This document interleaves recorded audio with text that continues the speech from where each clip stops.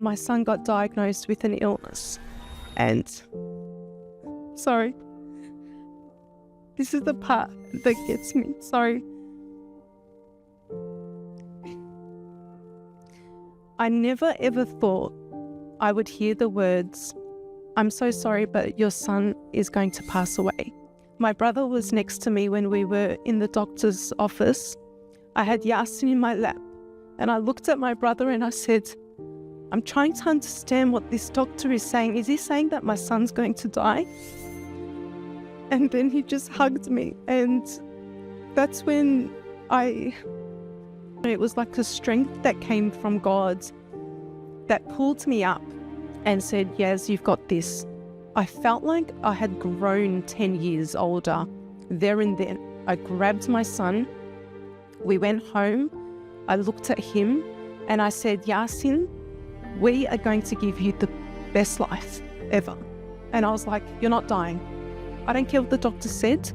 I believe in miracles. You're not going to die." And it was unfortunate that my son did pass away. Even though he's not here, he's been my rock and has ignited the passion in me to start my business, show up every day, and I'm here to talk about it with you all.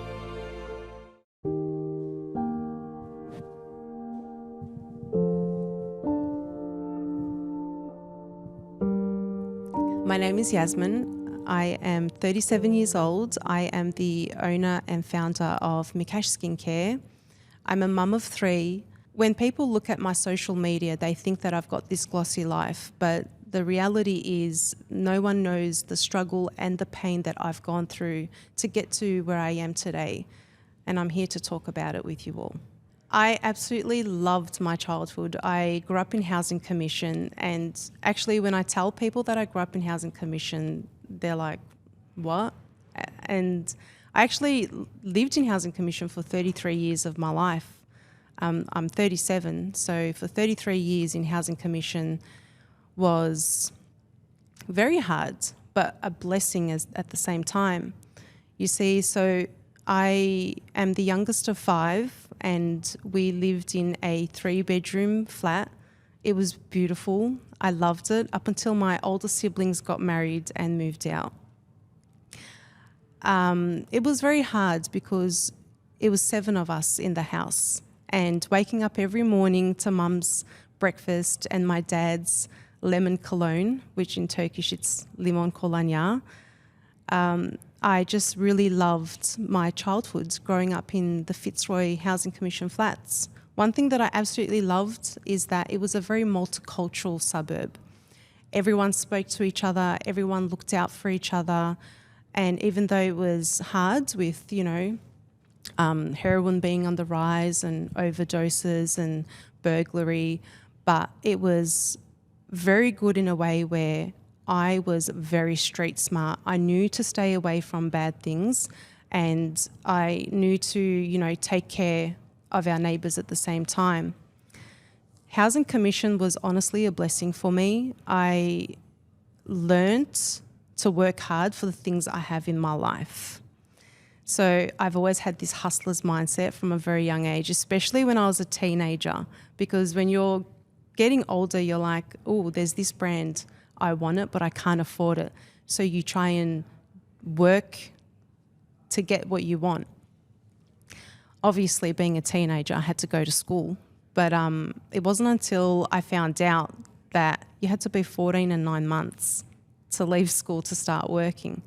And from a very young age, I used to doll up my nieces and, family friends' daughters. I'd do their makeup, their hair, and just take photos of them. I loved it. Anything beauty, anything that made people look beautiful, I was all into it. I loved it. So from a very young age, I knew that I wanted to be in the beauty industry. But it wasn't until I was about 18 since I really put my foot in the door. I never forget, I actually had this wild idea of turning my bedroom into my beauty salon. And I was like, "Mum, I can probably make a little bit of money on the side. Can I do this?" And she was like, Yasemin, just do whatever you want. Mum was very supportive, I must admit. My mum was always so supportive of her children. And it was so crazy. So on Smith Street, there's a Salvation Army. It was like the best Salvation Army. Till this day, I go there. It's amazing. And I got this beautiful, massive mirror for like $7 at the time. I couldn't believe it. I got a antique-looking dresser and like just little bits and bobs of things that I needed to turn this bedroom in a housing commission flat into a beauty salon. The question was like, who's going to come? Who's going to like, because people that would walk by the housing commission flats would be like, oh, this is like the ghetto, the Bronx of Melbourne. But I did it and it was amazing. So the next thing was, I can't remember who gave me the idea, but they were like, why don't you go to the library and print out some flyers and put it on in all 4 of the flats into the corridor and just put your number down. And I was like, I don't even have a mobile phone. How are they going to call me? So my mum had a Nokia 3250 at the time, and I was like, I'm not even going to tell my mum because she doesn't even know how to use her phone. I'll just give mum's number. So I did the flyers, I put mum's number, and next minute I was receiving phone calls from people I knew that lived in the flats, but they didn't know it was actually me. So I never forget, one of my family friends rang and she's like, hi, I was just wondering how much are your foils? And I was like, Okshan abla? Like, she's like, Yasemin? I'm like, yeah. She's like, is that you? I'm like, yes. I turned my bedroom into a beauty salon.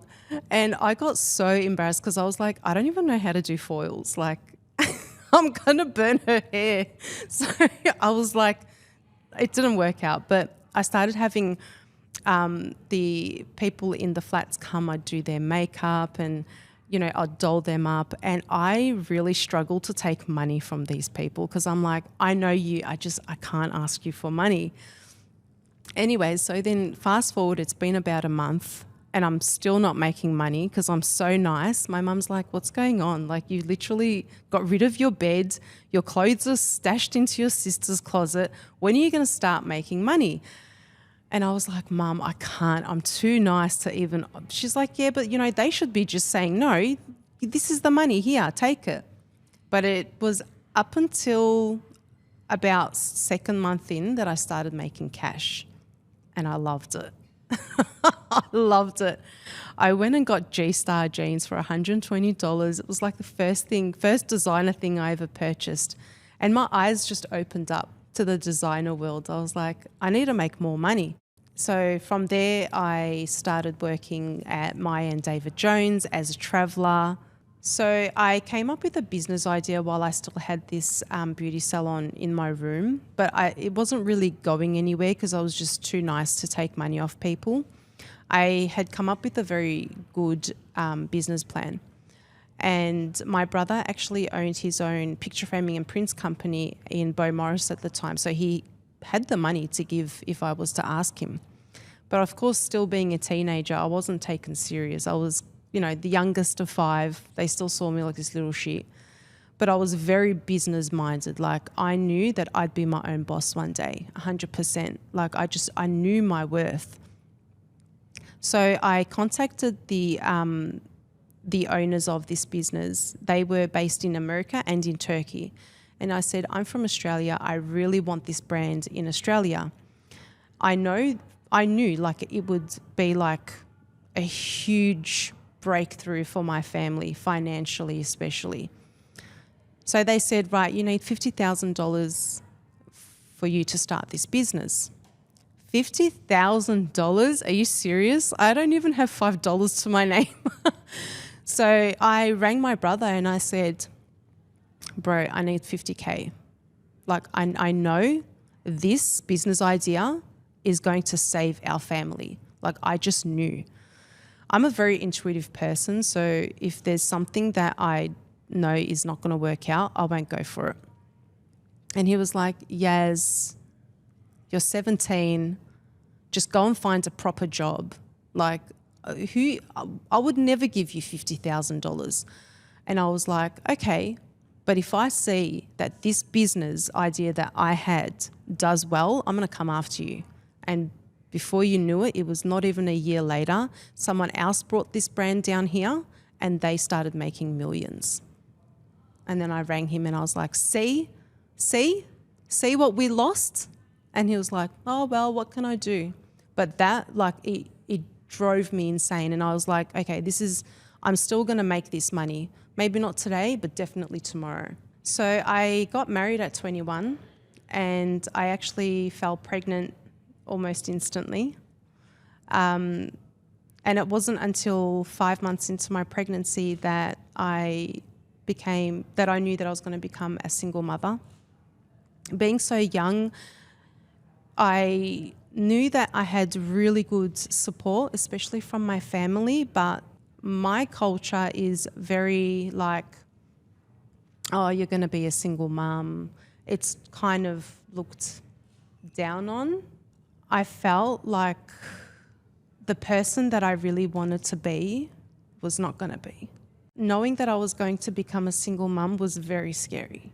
Even though I knew that I had all the support from my family, I didn't want people looking at me like I was a failure. I always, in front of people, tried to look strong, even though inside I was dying. Because I was like, oh my God, my child's going to be without a dad. But that's okay. There's all these men in my family. There's going to be my brother, my dad, his cousins. But honestly, at that time of, moving into my housing commission unit with him was like a brand new door opening for me. I was excited. I purchased a cot for him and I had all these nice dreams. Ollie 6 Goat Milk Toddler Drink is the winner of Product Review's #1 toddler drink in Australia for 4 years running, with an impressive 4.9 star rating voted by parents. This gentle go-to drink is perfect for sensitive stomachs and is packed with prebiotics, probiotics and 18 vitamins and minerals, including up to 6 times the prebiotic oligos of standard cow's milk.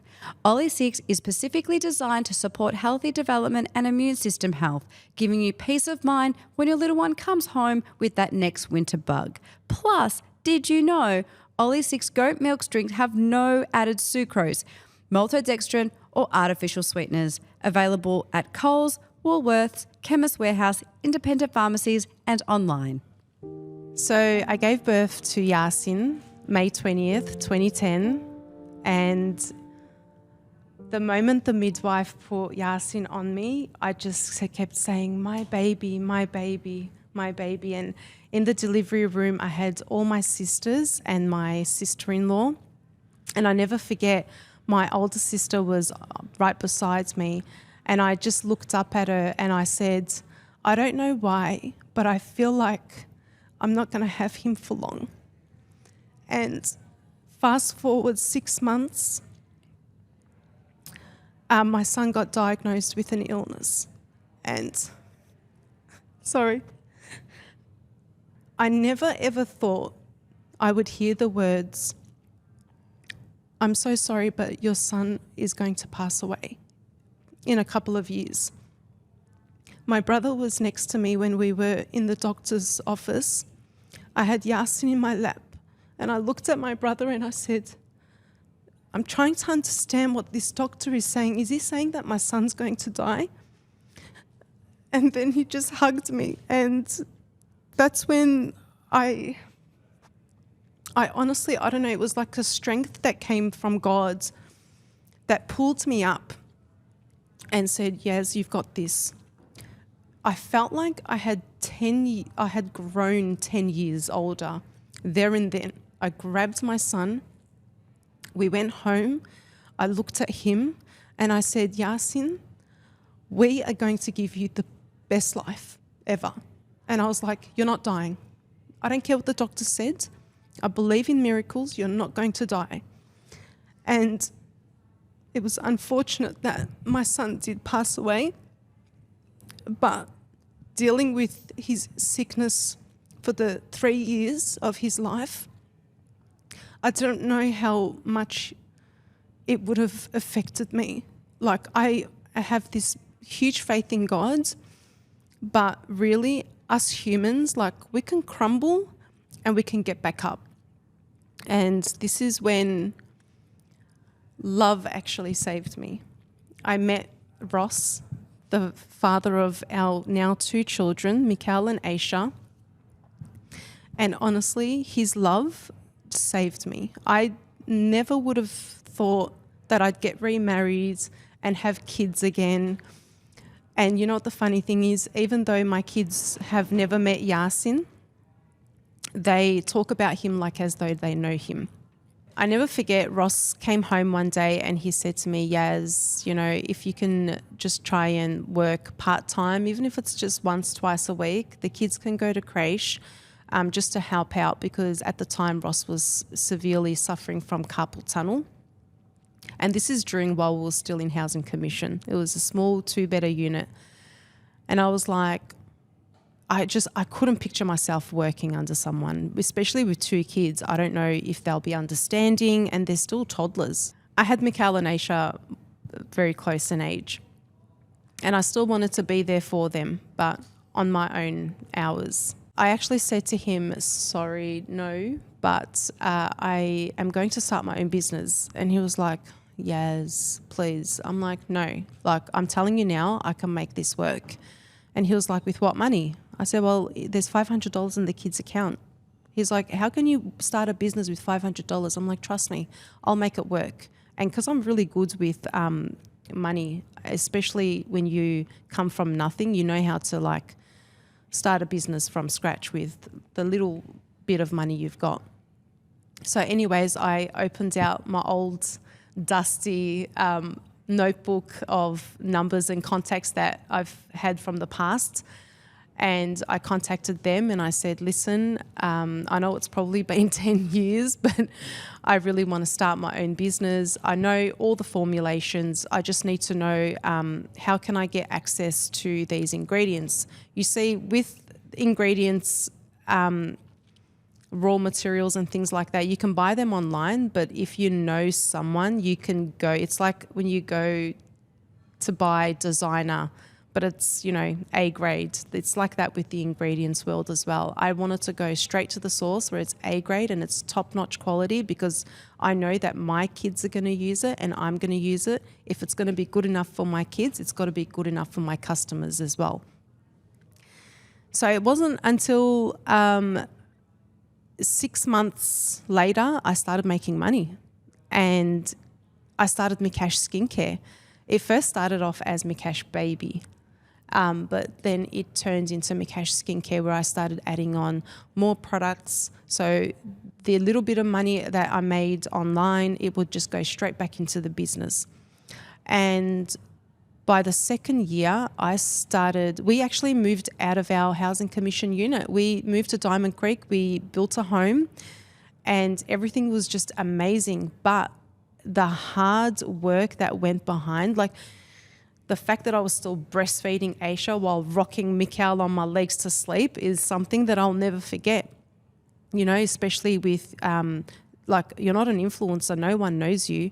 You're starting with 0 followers from scratch. You got to gain customers online, you know, strangers' trust. So it was very hard. But you know what? I did not give up. Because why? I believed in myself. I knew my products were fantastic, and the world had to know about it. After losing my son, I looked at the world very differently. I always had the reminder, like I'd always remind myself, you know what, Yaz, you've gone through all this hardship, take risks in life. That's it. Like, don't ever think that you can't do this. Everything is possible. Just do it. And I had nothing to lose. Yeah? When I was telling my sisters and my mum that I decided to start a skincare business, I actually had a few of my sisters say, Yaz, like, the skincare industry is so big, like pretty much like no one's going to purchase from you.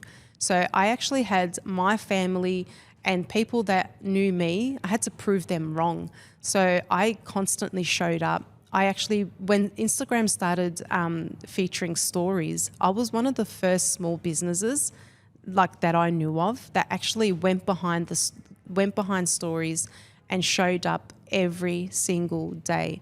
And I was very raw, authentic with the people that followed me.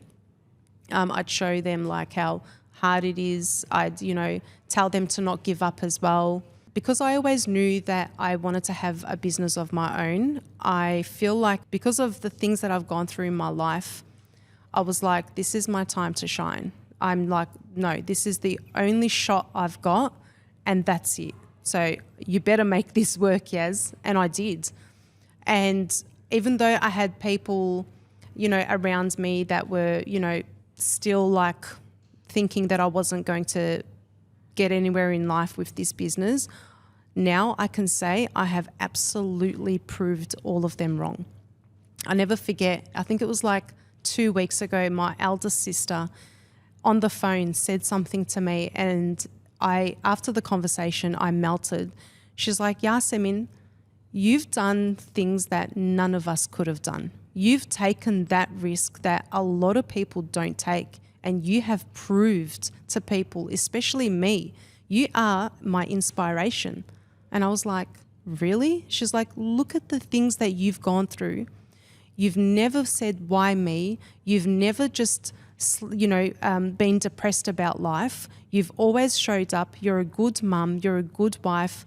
You are constantly working. And think about it. You've actually been working full time since your kids are toddlers.